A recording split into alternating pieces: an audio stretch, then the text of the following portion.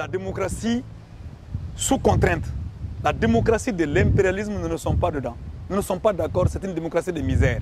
Mais la démocratie en tant que forme de gouvernement, forme de république, qui puisse permettre à ce que les richesses du peuple viennent du peuple, soient partagées par le peuple, que le peuple souverainement puisse décider dans son quartier, dans sa ville, dans la nation, cette démocratie, aucun peuple ne peut cracher dessus.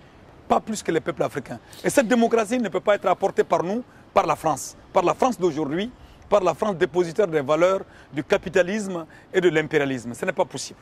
Alors justement, je voudrais qu'on s'attarde un petit peu sur la question de France-Afrique. On a entendu ce qu'a dit Robert Bourgi, qui est le monsieur Afrique de l'Élysée et qui a remplacé Jacques Faucas, ça c'est ce qu'on dit. Et on a entendu Roland Dumas qui revient de la Côte d'Ivoire, qui a rencontré le président Gbagbo, qui pense que la situation de la France-Afrique aujourd'hui a mué. C'est-à-dire que ce n'est plus simplement une question de mallette, mais ça va être presque désormais une question de chars, des militaires qui s'installent, qui viennent et qui bombardent sans être inquiétés. La France-Afrique, c'est les deux. D'accord. La France-Afrique, c'est les deux. Ça prend des formes violentes ou des formes ouvertes lorsqu'on sent que la conscience populaire a compris le jeu et ne veut plus se laisser faire. C'est ça le fond de la question.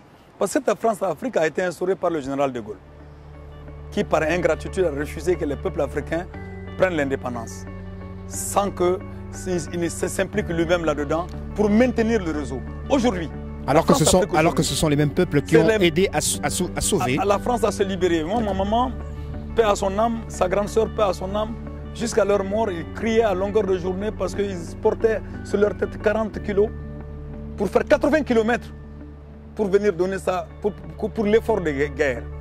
Et mon père qui était vétérinaire, il lui arrivait d'aller, il était dans la zone la plus riche au Mali, en bétail, la région de Gao. Mon père, il tuait à longueur de journée des bœufs dont les carcasses étaient envoyées à vil prix ou sans prix à la France. Cela a été fait, nous n'avons pas été dédommagés. Et c'est pour cette raison que mon père disait que la guerre entre Hitler et la France n'est pas notre guerre. Et que la guerre entre Hitler et la France, nous autres jeunes aujourd'hui, nous pouvons applaudir, cracher sur Hitler, mais eux, de leur vision, ils ne peuvent pas cracher sur Hitler, parce que si Hitler n'avait pas occupé la France, eux, ils n'avaient pas à avoir un minimum de troupes pour pouvoir mieux respirer, pour reprendre l'expression en Bambara, traduit littéralement. Donc ça veut dire simplement que les Africains sont en train d'avoir une autre lecture et gageons que cette lecture ne soit pas une lecture nocive dans le cadre donc de l'émancipation des peuples et de la fraternité entre les peuples. La France-Afrique, c'est les chars, c'est les bombes. Mais les chars et les bombes, c'est comme la guerre en politique. La guerre, c'est une expression de la politique. C'est-à-dire que c'est la guerre, c'est la politique faite par un autre moyen. Alors donc, lorsque la politique de l'argent n'a pas payé, lorsque la politique de la corruption n'a pas payé, alors on passe maintenant aux chars. C'est ce qui se passe. C'est une évolution de la France-Afrique qui prouve que, contrairement à ce que Sarkozy a dit, la France-Afrique a pris une autre tournure, la plus violente qui soit. Donc on est loin d'avoir cassé la France-Afrique. Parce que finalement, il y a une partie de la France qui se pose la question de savoir est-ce que la France serait la France s'il n'y a pas la France-Afrique? Puisque c'est clair aujourd'hui que ce n'est pas nous qui dépendons de la France, c'est la France qui dépend de nous. Ce n'est pas nous qui piquons dans l'assiette des Français, c'est les Français qui piquent dans notre assiette. Ça, c'est démontré aujourd'hui, compte tenu donc de la dette, du niveau de paiement de la dette aujourd'hui, et compte tenu de la même mise entière de la France sur l'or du Mali, sur le coton du Mali, sur l'uranium du Mali, sur l'énergie du Mali, etc. etc. Et c'est valable pour tous les pays, sur les transports aériens, sur les transports maritimes. Tout ça, c'est les multinationales françaises. Est-ce que vous êtes en lien, par exemple, avec d'autres hommes africains qui ont, d'autres hommes dans d'autres pays africains qui ont votre vision des choses? Mais ils existent, nous sommes nombreux, nous sommes vraiment nombreux. Vous êtes en interconnexion. Nos voix ne sont pas audibles pour l'instant, mais nous sommes nombreux. Nous sommes nombreux et c'est là où notre parti va organiser déjà en novembre prochain une rencontre de la gauche africaine. Nous cherchons notre voix. Et il ne faut pas croire ce que nous avons été des peuples vaincus, jusque-là vaincus mais pas soumis. Parce que nous continuons le combat que d'autres ont fait. Nous sommes pour l'instant vaincus, c'est clair. Mais nous ne sommes pas soumis. Et donc ça veut dire que nous ne sommes pas couchés, nous sommes tout au moins, tout au plus, nous sommes à genoux. Et nous sommes capables, quelqu'un qui est à genoux peut se relever. Et nous allons nous relever. Donc nous ne sommes pas seuls à le faire, mais seulement il y a aujourd'hui l'information officielle, grand public, qui est trop viciée, qui fait que le combat de nous autres, et même de certains Français qui ne sont pas d'accord avec la situation, se heurtent à un mur de silence. Mais ceux-ci vont se retrouver, ceux-ci doivent se retrouver.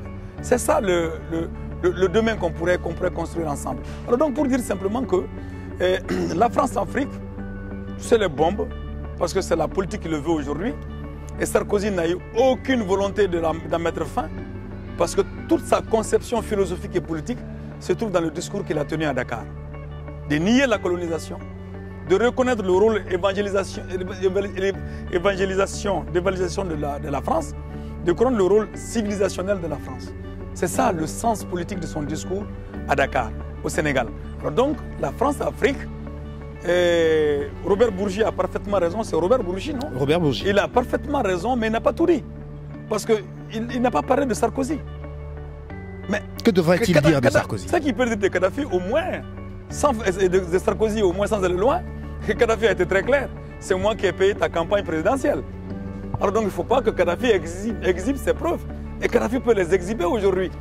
Robert Bourgi, qui demande à Kadhafi, qui n'est pas encore vaincu, qui demande à Kadhafi de sortir les chèques qu'il a donnés à Sarkozy. Il aurait pu ajouter cela aux critiques qu'il a faites des autres pour se rendre compte qu'en réalité, Sarkozy a été financé par Kadhafi. Au moins, il peut dire ça. Parce que ça, c'est public, puisque Sarkozy n'a jamais pu démentir que c'est que Kadhafi a dit. Alors donc, c'est facile aujourd'hui d'aller bombarder la Libye, d'aller bombarder la Libye pour faire taire définitivement la Libye et Kadhafi. Mais ils se trompent lourdement, ils ne pourront pas soumettre la Libye. En fait, ils sont en train de pousser le monde dans une conflagration inutile, meurtrière, et qui ne fait pas avancer la cause de l'humanité pour que l'humanité soit vivable par l'humain. Et c'est de cela qu'il s'agit. C'est de cela qu'il s'agit. Donc la France-Afrique, il faut arriver à déconnecter avec. Les peuples africains ont besoin de leur souveraineté. Comme les peuples latino-américains sont en train de le réussir admirablement aujourd'hui. Ça fait des siècles de combats qu'ils ont fait. Et Cheikh Anta Diop nous avait dit, Cheikh Anta Diop, c'est celui dont l'université de Dakar porte le nom aujourd'hui, un savant chercheur sénégalais. Il avait dit que les peuples africains doivent faire extrêmement attention, sinon on tomberait dans le seau d'Amérique latine. Et c'est là qu'il avait trouvé le néologisme en disant ce sera l'américaninisation de l'Afrique. Et c'est ce qui a commencé. Mais le combat qui a libéré les peuples latino-américains, ce combat est en marche en Afrique. Et ce combat fera que les peuples africains vont être libérés. Et ce jour-là, je crois qu'il n'y aura pas de place pour les mentalités à la Sarkozy, à la Chirac, à la droite française, et de toutes sortes. De toutes sortes. Ce sera vraiment la place, eux on le souhaite, à la France qui s'est mise debout à la Commune de Paris, à la France qui s'est mise debout pour bouter l'Allemagne dehors, et à la France qui a fraternisé avec les peuples africains pour qu'on puisse avoir notre indépendance politique. Malheureusement, indépendance politique compromise par la dépendance économique, et du coup, l'indépendance politique devient aujourd'hui une conquête à réaliser. Et c'est pour cette raison que mon parti s'est appelé Solidarité africaine, parce que nous concevons que l'Afrique ne peut pas s'en sortir sans la solidarité. Pour la démocratie, et que ce qui accourt aujourd'hui en Afrique, ce n'est pas la démocratie que nous voulons. Et l'indépendance pour l'affirmation de la souveraineté de nos peuples. C'est pour cela que nous avons trouvé ces 4 lettres pour dire SADI, Solidarité africaine pour la démocratie et l'indépendance, avec la grande conviction que pour l'instant, il n'y a que l'union libre des peuples libres d'Afrique qui peut aller à la souveraineté nationale. Et c'est pour cette raison que vous m'avez vu sur le stand du Venezuela, je dis que lorsque l'Amérique latine veut collaborer avec l'Afrique, est-ce que l'esclave peut collaborer avec les hommes libres? C'est difficile, parce que l'esclave ira toujours demander la permission au maître. C'est exactement ce que j'ai dit à Kadhafi aussi, lorsqu'il a dit oui, je veux faire l'unité africaine. Ceci dit en passant, quand il a dit ça, je dis, les chefs d'État africains qui viennent chez vous, ils viennent prendre votre argent, mais ils vont prendre les décisions politiques aux États-Unis et en France. Ils ne pourront jamais faire l'unité africaine. Si vous voulez faire l'unité africaine, faites la place aux immigrés africains chez vous, Faites en sorte que votre économie soit ouverte à l'économie africaine. Faites en sorte aussi que ceux qui se battent au quotidien pour la souveraineté de leur peuple puissent accéder à la souveraineté nationale. Et de ce point de vue-là, je crois qu'il a compris ma leçon parce que, excusez-moi de dire leçon, mais mon point de vue parce que cela s'est passé seulement 40 jours avant le bombardement qu'il a eu. Vous voyez tous ces chefs d'État africains, tous aujourd'hui, sauf Robert Mugabe dont il faut rendre hommage, sauf Jacob Zuma qui a fini, je dis bien, qui a fini par se remettre en question. Tous ces autres chefs d'État africains, oui Baba Commandant, oui Monsieur Sarkozy, oui l'OTAN, ce que vous faites en Libye, on est d'accord. Alors donc voilà, tous les chefs d'État africains, au moment où les peuples africains sont en train de rejeter les bombardements qui ont eu lieu en Côte d'Ivoire et les bombardements qui ont eu lieu en France, voilà les chefs d'État africains qui, excusez-moi, ont descendu de la culotte devant Sarkozy. Ils sont en train de boire la lie de la honte. Et c'est cela qu'il s'agit aujourd'hui.